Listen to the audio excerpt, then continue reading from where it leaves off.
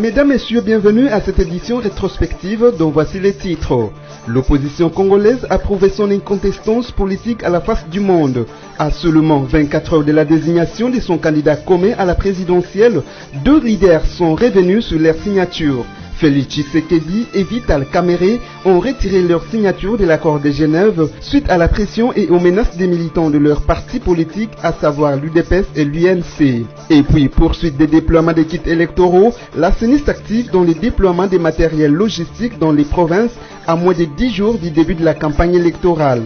Un convoi de 25 camions Kamaz a voyagé mercredi 17 novembre vers les provinces de Kwango et Kwilu. Conduit par Jean-Pierre Kalamba, rapporteur de la CENI, ces véhicules devraient atteindre leur destination dans 3 jours. Enfin, le CNSA a désormais une personnalité juridique. Dans une ordonnance promulguée par le chef de l'État, Joseph Kabila Kabange, le mercredi 14 novembre, il y a la loi portant institution et organisation du Conseil national de suivi de l'accord et du processus électoral CNSA. Mise en place il y a un an, cette institution d'appui à la démocratie a désormais son siège et pouvait siéger juridiquement.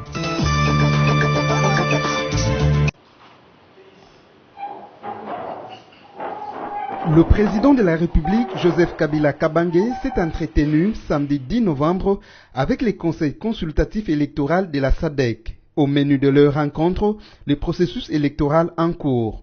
Depuis quelques jours à Kinshasa, la délégation dirigée par John Billy Tendwa a rendu compte de ses observations à Joseph Kabila sur le niveau des préparations des élections prévues en RDC le 23 décembre prochain. Nous sommes venus nous rendre compte de votre niveau de préparation et de l'environnement de l'acceptabilité de l'organisation de l'élection qui est prévue au 23 décembre 2018. Et comme conseil consultatif électoral de la SADC en mission dans le pays, nous sommes venus rencontrer le chef de l'État pour lui faire un compte rendu de ce que nous avons pu rencontrer ou obtenir sur le terrain. Ici est de rappeler que cette délégation du Conseil consultatif électoral de la SADC est arrivée à Kinshasa depuis le 5 novembre dernier. Composée de 13 personnes, dont les ambassadeurs de la Tanzanie, de la Zambie en RDC, 2 membres du secrétariat exécutif de la SADC et 3 membres du bureau de liaison de la SADC RDC, elle a reçu de la part de la CENI des explications sur la machine à voter avant de passer à tour de rôle à l'expérimentation du vote par simulation. Rappelons que la SADC avait promis à la CENI de déployer ses observateurs dans les provinces RD congolaises pendant la période électorale. Une délégation de l'Union africaine, accompagnée de Catherine Panza-Samba, ancienne présidente de la transition en Centrafrique, a été reçue par le président de la République, Joseph Kabila.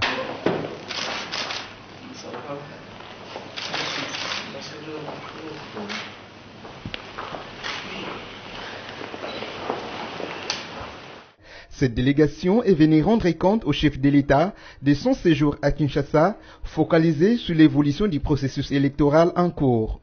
Monsieur le Président de la République nous a donné l'occasion de l'informer que l'Union africaine suit avec une attention toute naturelle le processus électoral qui se présente dans ce pays, qui permettra pour la première fois un transfert pacifique du pouvoir d'un président sortant à un nouveau président élu. C'est un événement d'une très grande dimension dans ce pays frère. Nous l'avons aussi assuré que l'Union africaine enverra une forte délégation d'observateurs pour une longue durée, mais également lors du scrutin, pour apporter notre contribution donc à la crédibilisation de ce processus. Par ailleurs, cette délégation a promis que, dans les tout prochains jours, le Conseil de sécurité de l'UIA rendra publique sa position sur les sanctions européennes qu'il juge unilatérales contre la RDC. Sur la question des sanctions qui ont été unilatéralement imposées par l'Union européenne. Et comme vous le savez, l'Union africaine a ses positions sur ces questions. Je pense que dans les prochains jours, le Conseil de paix et sécurité va être briefé sur ces aspects et donc il rendra public une nouvelle fois la position de l'Union africaine sur ces aspects.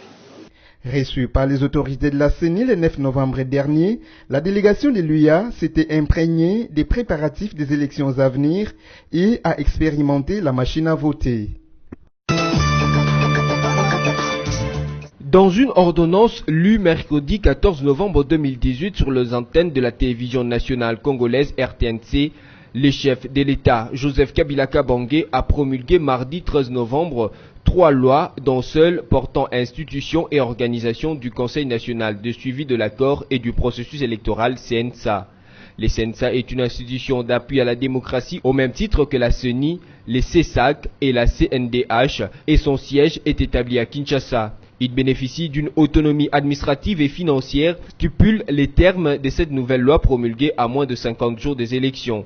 Outre la loi portant institution et organisation du CNSA, le chef de l'État a signé la loi portant composition, organisation et fonctionnement de la Cour de comptes, ainsi que la loi organique autorisant la ratification par la République démocratique du Congo de l'accord cadre de l'Alliance solaire internationale signé à Marrakech au Maroc. Cette alliance regroupe 121 pays riches en ressources solaires. C'est à la dernière minute qu'a été confirmé le nom de celui qui défendra les couleurs de l'opposition le 23 décembre prochain. Martin Fayulu Madidi est donc désigné candidat commun de l'opposition à l'issue de la rencontre de Genève par les 7 leaders de l'opposition, dont Jean-Pierre Bemba, Moïse Katumbi, Freddy Matungulu, Adolphe Mozitou, Vital Kamere, Félix Antoine Tshisekedi et lui-même Martin Fayulu, réunis au sein de la coalition dénommée la Mouka. Réveille-toi. Âgé de 62 ans, Martin Fayulu était un homme d'affaires avant de se lancer dans la politique. Député national et président du parti Engagement pour la citoyenneté et le développement SID, Fayulu a été choisi parmi les 4 candidatures mises sur la table par les 7 leaders de l'opposition en Suisse. Ces derniers réaffirment cependant leur participation aux élections sans la machine à voter après nettoyage du fichier électoral et l'application de la décrispation politique. Ils appellent le peuple congolais à s'assumer dans le cadre de l'article 64 de la Constitution. Les 7 leaders de l'opposition annoncent un prochain meeting populaire à Kinshasa pour présenter leurs candidats communs. Pour Martin Fayulu lui-même, il n'est qu'un porte-parole du combat de la liberté et de la démocratie engagé depuis des années. Il reste convaincu, avec l'aide de Dieu, de ses pairs de l'opposition et des partenaires, le résultat final sera atteint, celui de rendre la RDC réellement démocratique, libre et indépendante.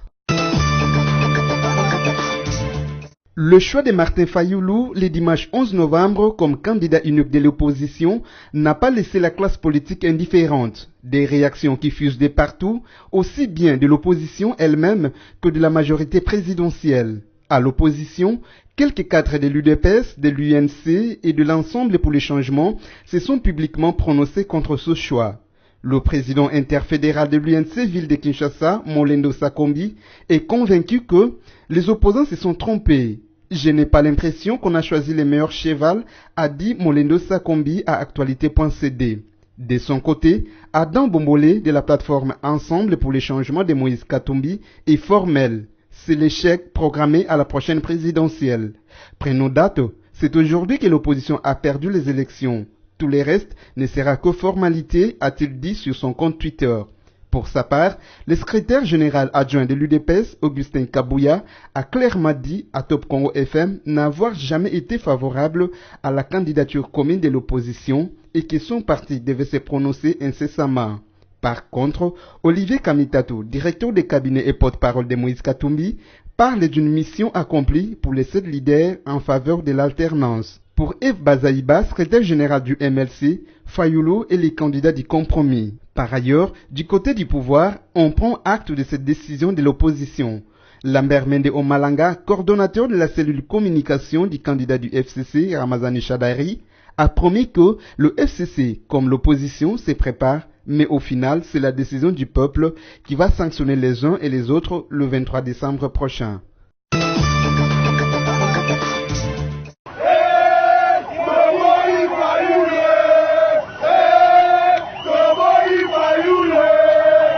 Confusion au sein de l'opposition après le choix de Martin Fayulu comme candidat commun de cette classe politique. Ce lundi 12 novembre 2018, dans l'avant-midi, soit un jour après cette désignation, les militants de l'UNC et de l'UDPS se sont réunis pour dire non à ce choix auquel leurs leaders Vital Kamerhe et Félix Tshisekedi ont adhéré.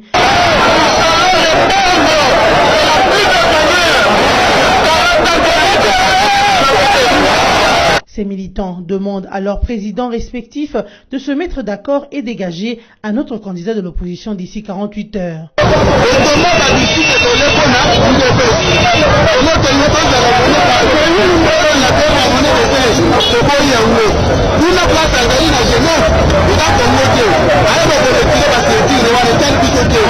Dans une déclaration commune lue par Maître Sélé Yemba de l'UNC, il est dit entre autres, Fayulu est un opposant, mais face aux enjeux de l'heure, il n'a pas de poids politique. Les présidents Vital Kamerhe et Félix Tshisekedi doivent s'accorder et désigner entre les deux un candidat selon les attentes de la population. Fin de citation.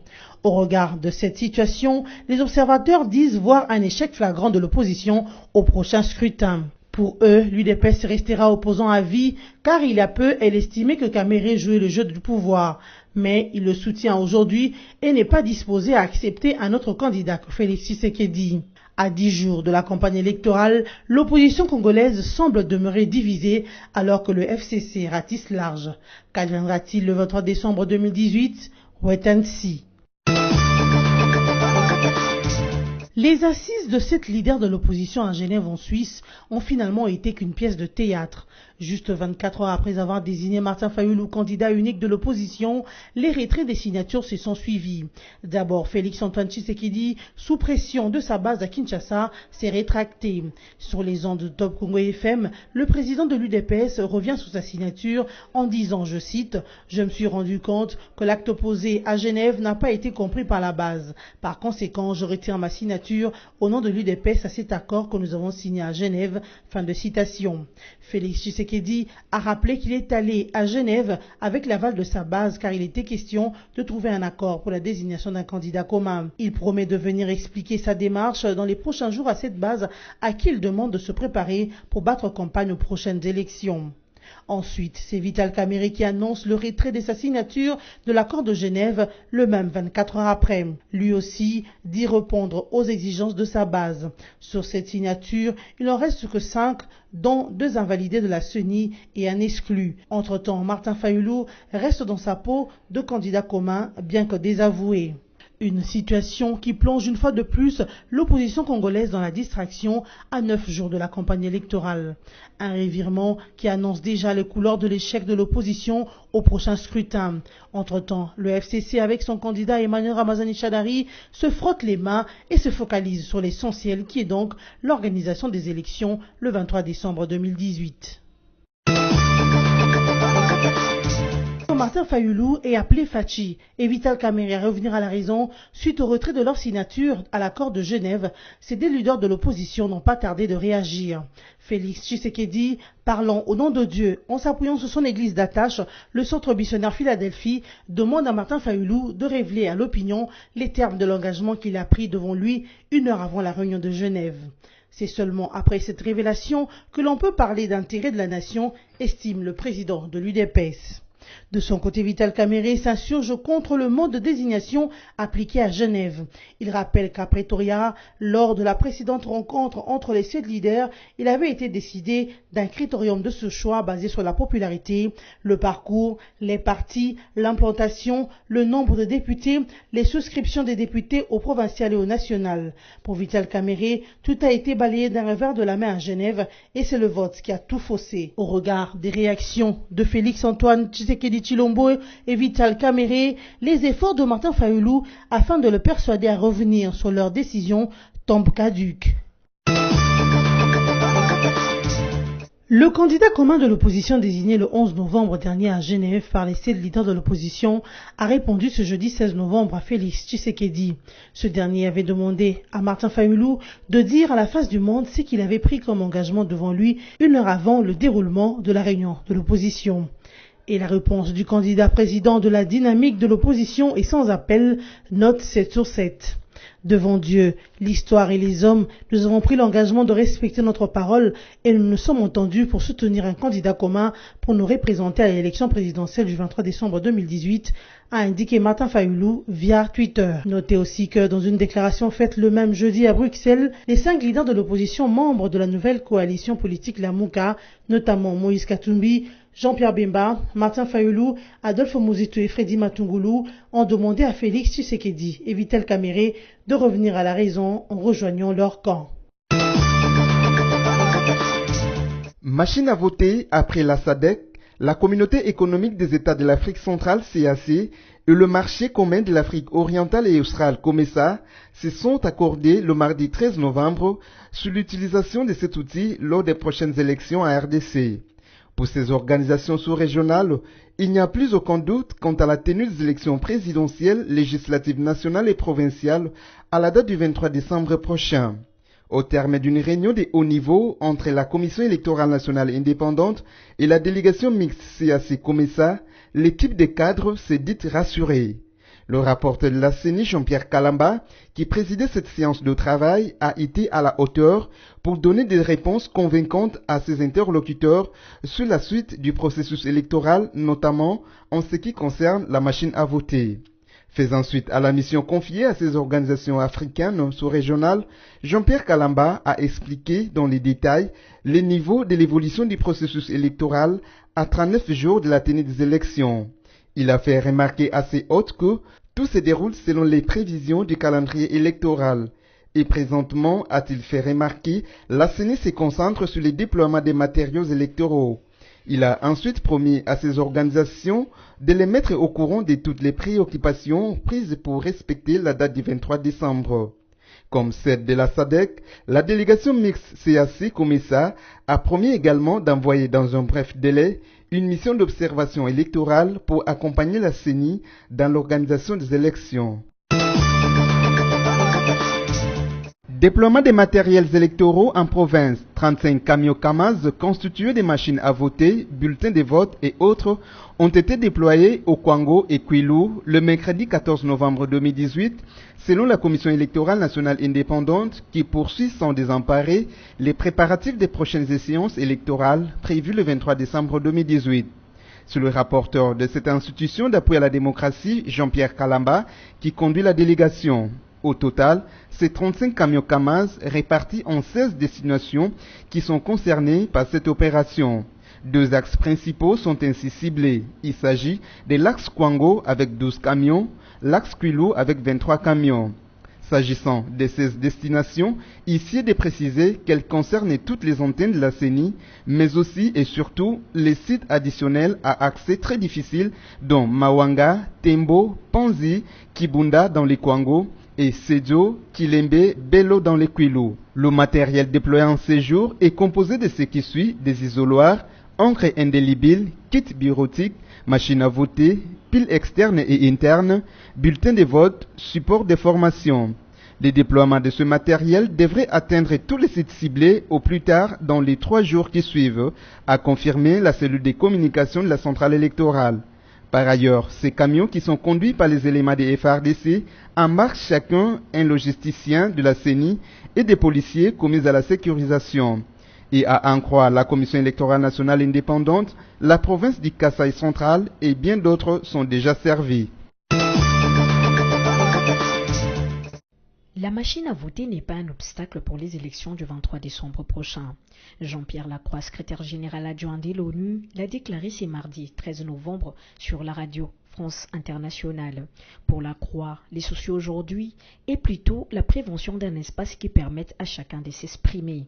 Bien que le responsable des opérations de maintien de la paix des Nations Unies s'est dit conscient du fait qu'un certain nombre de responsables de l'opposition expriment des préoccupations, il faut regarder au-delà. Travailler pour que le scrutin s'y déroule dans les meilleures conditions possibles. L'opposition congolaise, de son côté, s'est dit opposée à l'utilisation de la machine à voter que, pour la première fois, le gouvernement souhaite financer seul, refusant tout appui international, dont celui de la MONUSCO, la mission de l'ONU installée en RDC depuis près de 20 ans. Les lampions du Forum de la paix et de la réconciliation se sont éteints ce samedi 10 novembre au lycée Chaumba de Kinshasa. Organisé par la Commission d'intégration et médiation électorale CIME, structure chapeautée par les chefs des confessions religieuses, ces assises, qui ont connu la participation de plusieurs personnes, se sont clôturées sous le fond de plusieurs recommandations en l'endroit de plusieurs institutions et organisations de la vie nationale. Tour à tour, la CIME a demandé au gouvernement de la République de faciliter l'accès équitable aux médias et de garantir la sécurité de tous les candidats, de veiller à ce qu'un candidat ne fasse pas usage des moyens matériels, financiers et des personnels de l'État à des fins de campagne. À la Commission électorale nationale indépendante, les chefs des confessions religieuses ont invité à maintenir le cap sur l'organisation des élections à la date du 23 décembre, de communiquer et d'éclairer l'opinion sur la problématique des électeurs enrôlés sans empreinte digitale et de respecter la loi dans la gestion des témoins et observateurs électoraux. Aux partis, regroupements politiques et aux candidats, la CIME prescrit de prendre conscience que leur incapacité à construire le consensus ne favorise pas la cohésion nationale. La CIME a aussi exhorté au code de bonne conduite et à veiller à son strict respect. Aux médias, les chefs des différentes églises ont encouragé les respects stricts de l'éthique et de la déontologie professionnelle à diffuser les informations fiables et d'éviter les fake news, la désinformation, l'intoxication et l'incitation à la haine et à la violence. Le directeur général de la société Transco a été réhabilité par le vice-premier ministre en charge de transport et voies de communication, José Makila Soumanda. Après 3 mois de suspension, Michel Kirumba a été réhabilité suite à l'absence constatée du DG intérimaire Bongi Blekson. Je suis réhabilité pour venir continuer le travail lui confié pour que Transco serve à la population. Ce n'est pas du triomphalisme. Je vais plutôt poursuivre le travail là où mon intérimaire l'a laissé. Les bonnes décisions prises seront maintenues et exécutées, a dit Michel Kirumba à Top Congo FM. Le directeur général réhabilité a appelé tous les agents de Transco à se serrer les coudes pour que le travail aille de l'avant. Michel Kirumba reprend ses fonctions après une tension sociale caractérisée par la grève des agents de Transco qui boude sa réhabilitation. Pour le secrétaire général au transport et voies de communication Dona Bagula, le DG réhabilité devra travailler sans vengeance et avec tout le monde. Il conseille également à Michel Kirumba de gérer et de trouver la solution à ce problème social en tant que manager et père de famille. Le Fonds pour la promotion de l'industrie FPI va financer la construction d'un pont sur la rivière Lubangu située dans la commune urbano-rurale de Lubangu à Kisangani, dans la province de l'Atchopo. Le contrat pour ce faire a été signé mercredi dernier à Kinshasa entre le directeur général du FPI Patrice Kitebikibol, le gouverneur de l'Atchopo Constant Mata Congoli et le directeur général de l'office de route Herman Mutima Sakrini. C'est en effet l'office de route qui est chargé d'exécuter le travaux dit ouvrage. Le FPI va débloquer un montant de $200,000 pour financer le travaux de ce pont en béton long de 18,50 mètres dans la province de l'Atchopo pour un montant total de $200,000 américains. Financier du projet, le DG du FPI a déclaré que la subvention consentie par son établissement au profit de la province de l'Atchopo est un don non remboursable. Elle s'inscrit dans le cadre de l'une des attributions du FPI, celle de contribuer à la réalisation des ouvrages d'intérêt national afin de soutenir le développement du pays par la facilitation des activités ad hoc. Satisfait de la conclusion de ce projet, le gouverneur de l'Atchopo a fait savoir que la construction de ce pont situé en pleine forêt équatoriale boostera le développement socio-économique de la province, notamment par la fluidification des échanges commerciaux dans sa province et l'évacuation des produits agricoles. Pour sa part, le DG de l'office de route a promis de mettre toute l'expertise de son entreprise pour la réalisation de cet ouvrage. Herman Mutima a aussi indiqué que les travaux dureront 39 jours et le pont aura la capacité de recevoir des véhicules de grand tonnage. À présent, le rappel des titres. L'opposition congolaise a prouvé son incontestance politique à la face du monde. À seulement 24 heures de la désignation de son candidat commun à la présidentielle, 2 leaders sont revenus sur leur signature. Félix Tshisekedi et Vital Kamerhe ont retiré leur signature de l'accord de Genève suite à la pression et aux menaces des militants de leurs partis politiques, à savoir l'UDPS et l'UNC. Et puis, poursuite des déploiements des kits électoraux, la CENI s'active dans le déploiement des matériels logistiques dans les provinces à moins de 10 jours du début de la campagne électorale. Un convoi de 25 camions Kamaz a voyagé mercredi 17 novembre vers les provinces de Kwango et Kwilu. Conduit par Jean-Pierre Kalamba, rapporteur de la CENI, ces véhicules devraient atteindre leur destination dans 3 jours. Enfin, le CNSA a désormais une personnalité juridique. Dans une ordonnance promulguée par le chef de l'État, Joseph Kabila Kabange, le mercredi 14 novembre, il y a la loi portant institution et organisation du Conseil national de suivi de l'accord et du processus électoral CNSA. Mise en place il y a un an, cette institution d'appui à la démocratie a désormais son siège et pouvait siéger juridiquement. C'est la fin de ce journal rétrospectif. Restez branchés sur nos antennes.